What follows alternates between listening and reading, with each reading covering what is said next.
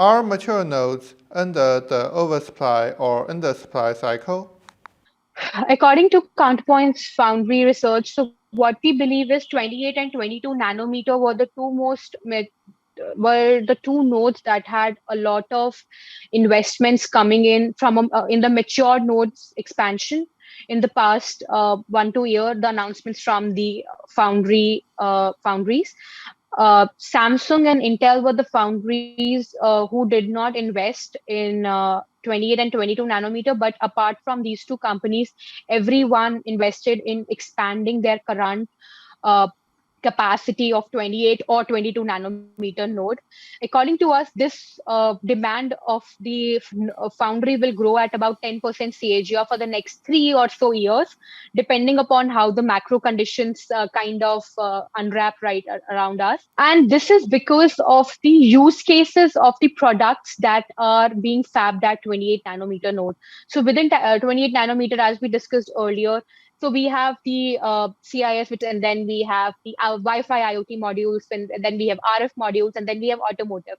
And right now we are seeing a lot of demand of these modules because, so from an IoT Wi-Fi perspective, it is more that the IoT products right now are being more adopted by the enterprises and consumers alike, depending upon the use case. We are seeing a lot of, for example, in IoT enterprise, we are seeing a lot more in farming.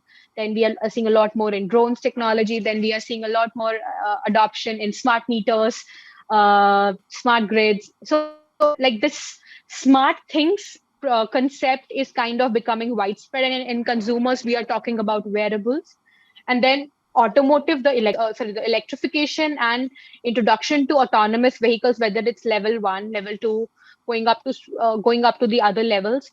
They all need the products that come from 28 nanometer, and that is why we would see the demand for these nodes. And regarding right now the supply is there is nothing such as shortages in that nano node.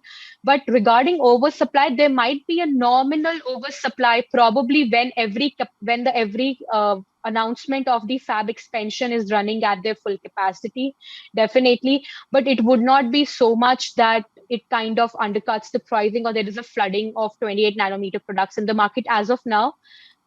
So we think that the dynamics of the 28 nanometer will be more in the market, considering the product and the still the proliferation of the products that have to yet come at a very mass scale in the world.